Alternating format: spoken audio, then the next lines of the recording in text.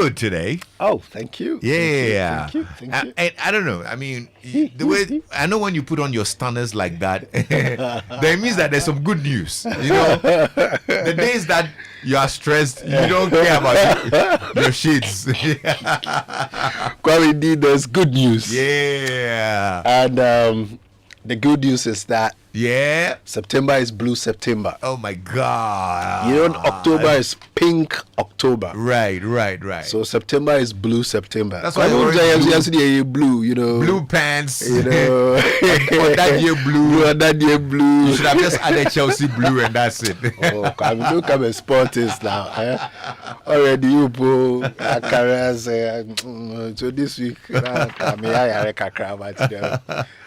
fact, we need to find out if you are better because last week you were not feeling well. Oh, I'm feeling fine. And thanks to our help and God. Oh, yes. As for that, the recommendations. Thank you.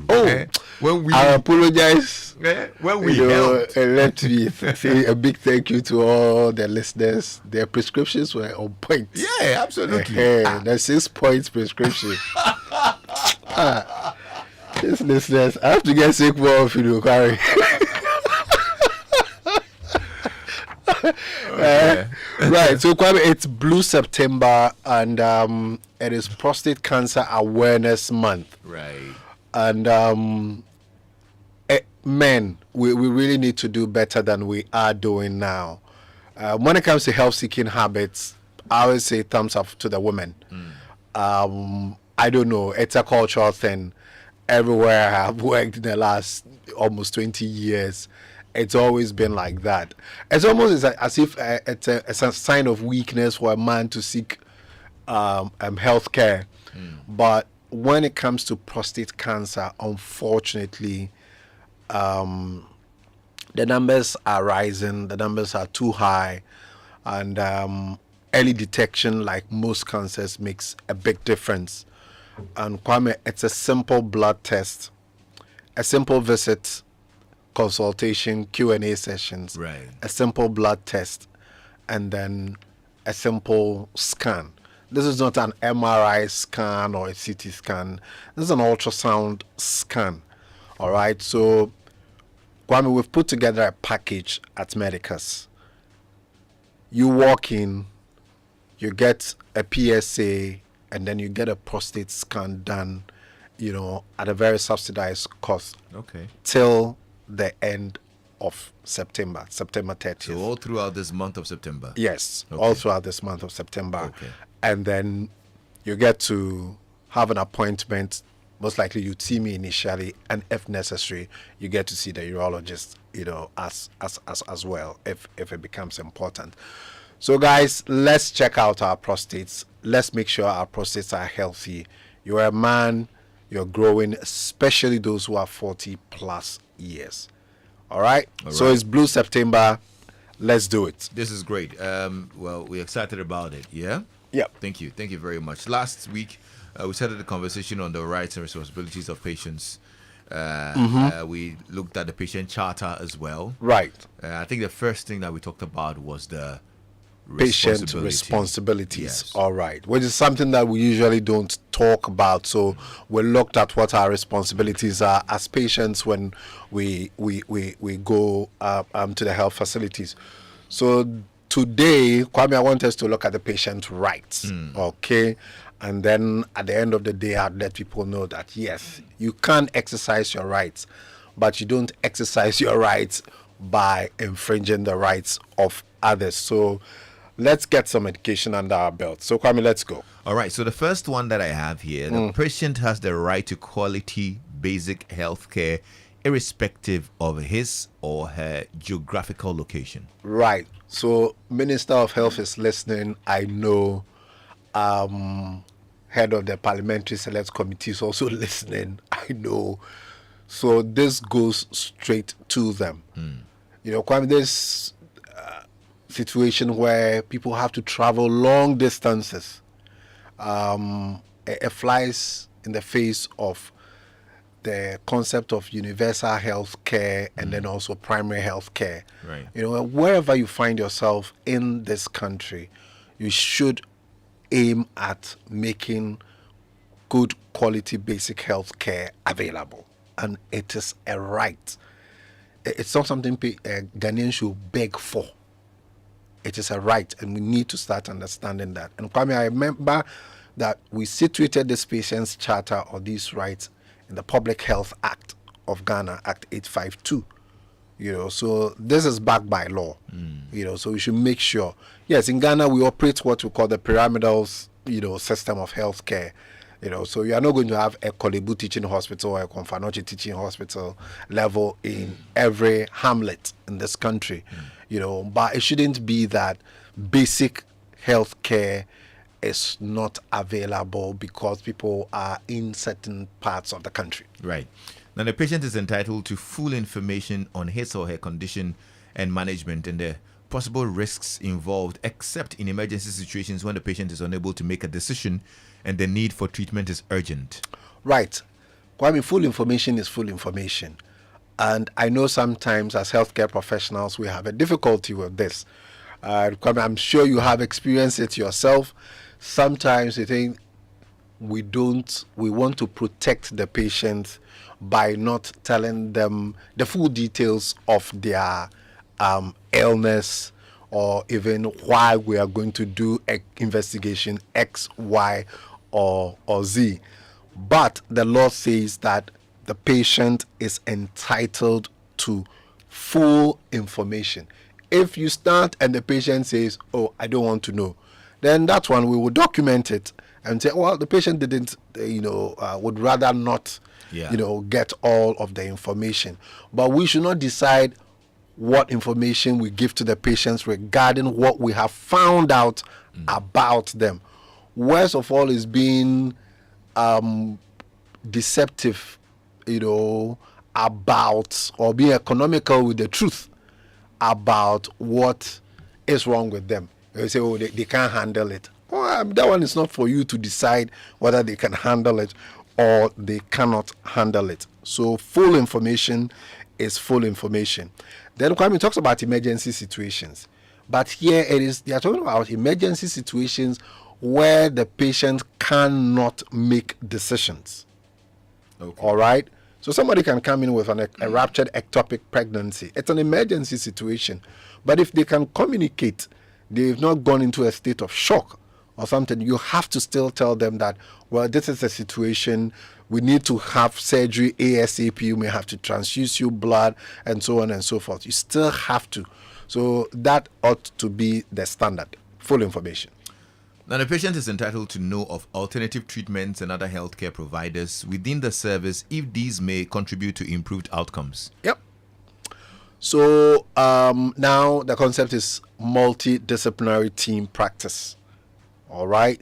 Yes, we started off, it was only the doctor. When you go to the hospital, there's only the doctor and then there's the nurse.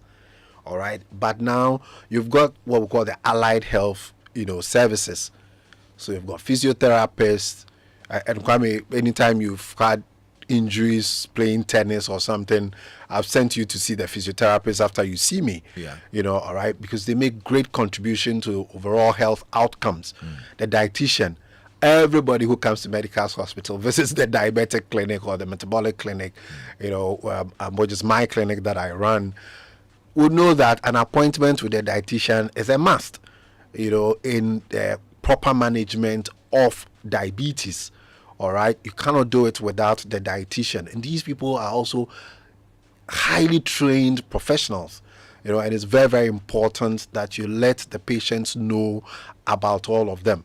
Kwame, even in some facilities, now we have herbal medicine practitioners. Okay. All right, so in my municipal hospital, while the municipal hospital, Tetekwashi Memorial Hospital, and then the Eastern Regional Hospital, my regional hospital as well, you have consulting rooms that have herbal medicine practitioners. These are trained at the KNUST. Right. And therefore they are accepted within the Ghana Health Service. Yeah. If you believe they can benefit, clinical psychologists and so on and so forth. So let them know about alternative treatments. Okay. It's important. Now, the patient also has the right to know the identity of all his or her caregivers and other persons who may handle him or her, including students, trainees, and ancillary workers? I mean, let me share something with you. It's sad and funny at the same time. Someone once asked a healthcare professional, "May I know your name?" The guy pointed to their name tag. And the person also responded and said, "What makes you think that I can read?" you know, so revealing your identity. Kwame, I think as a society, the way we interact, when you meet somebody you don't know, I think the way we break their ice is, "Oh, hello, my name is Yaw Osafo." Yeah. You know, and I say, "Oh, Kwame." And then we start off from there, you know, or we say, "Oh, okay, I'm Mirabel." I mean, if Sobepene line as well, yes, I there, then you know, but that's how it always starts. Yeah. So let's try and humanize that whole interaction, and remember all these human rights, patient rights, and then responsibilities are just to improve the relationship between patients and their health service providers.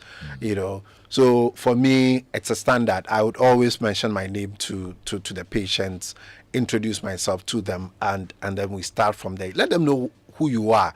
"Oh, I'm a physician assistant." "Oh, I am a nurse. I'm a nurse assistant." "Oh, I'm a midwife." "Oh, I'm a doctor," and so on and so forth. You know. I'm Lexus. I'm a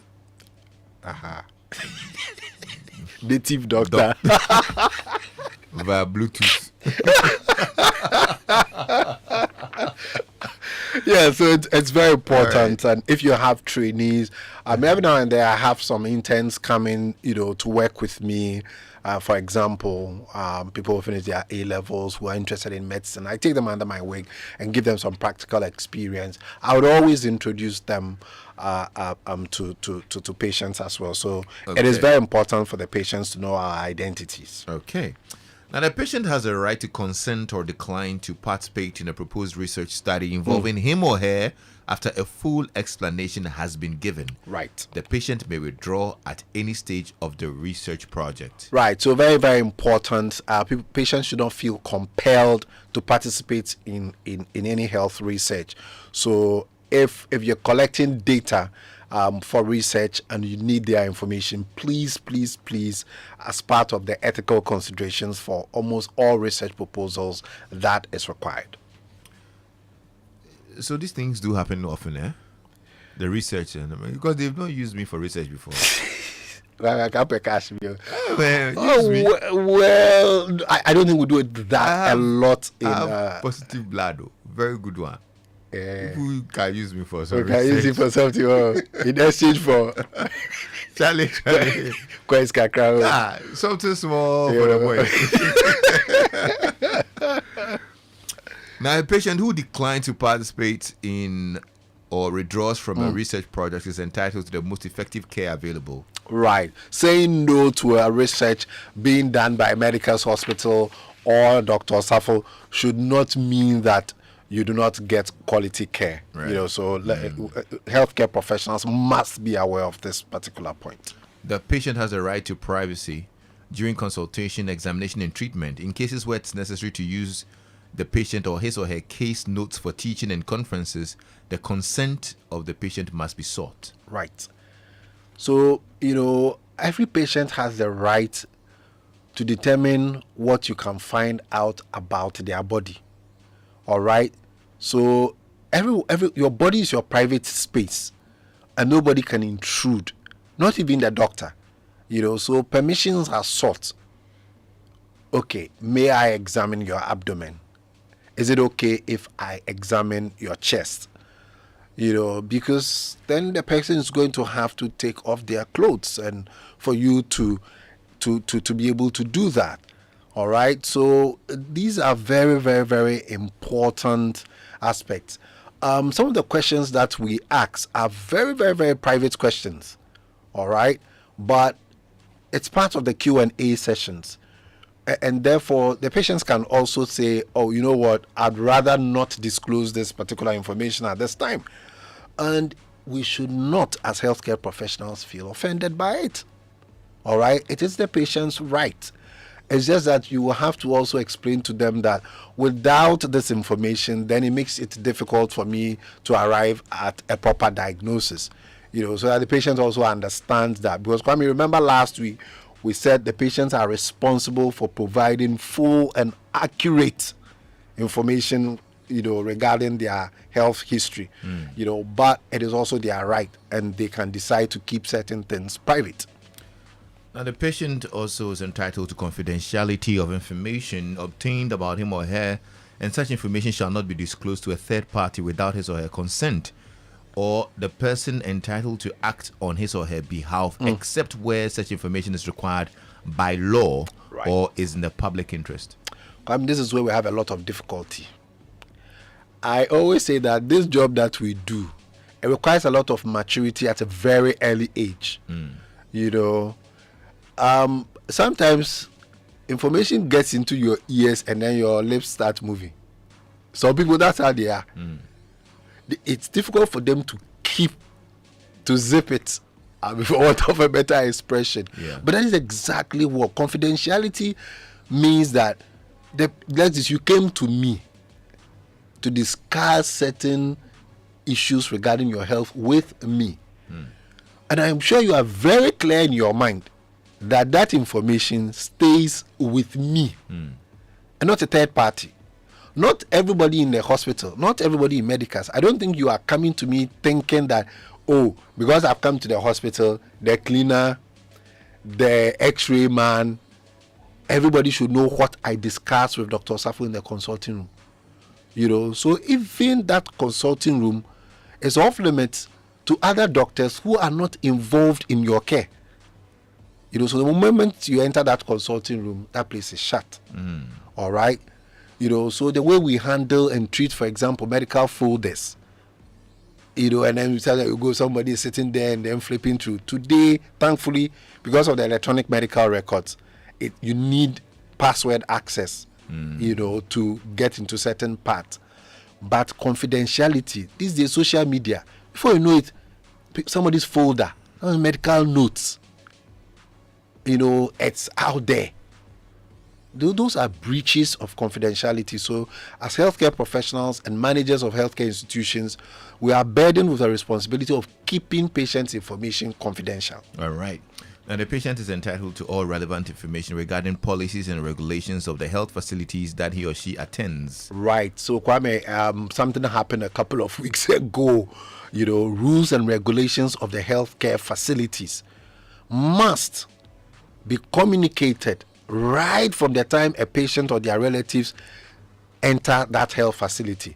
And every hospital has, or every health facility has rules, policies, and it must be communicated, because it is only after it has been communicated that it becomes a responsibility of the patient to follow. That's right.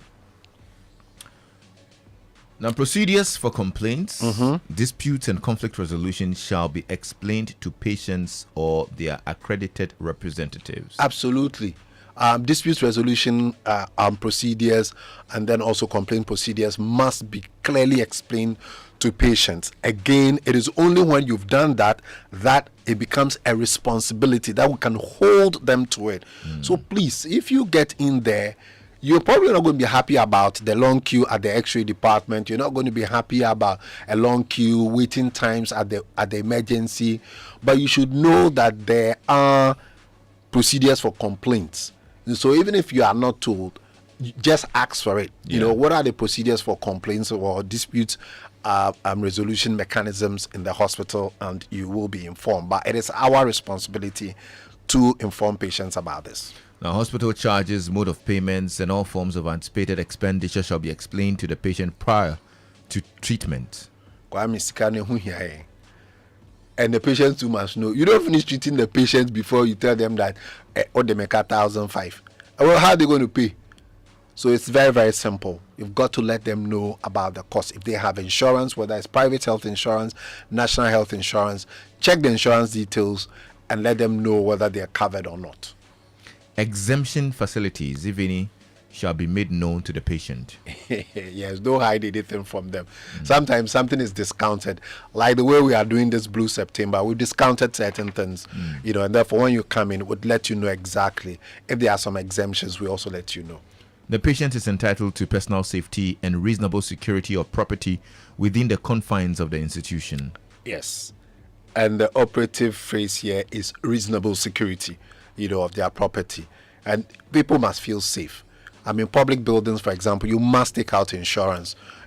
All these things are measures for us to make people feel safe. And the patient, finally, patient has the right to a second medical opinion if he or she so desires. I mean, this one is very, very difficult for us as healthcare professionals. I'll be honest. Most of us feel challenged by patients when they say, I want to seek a second opinion. But we shouldn't.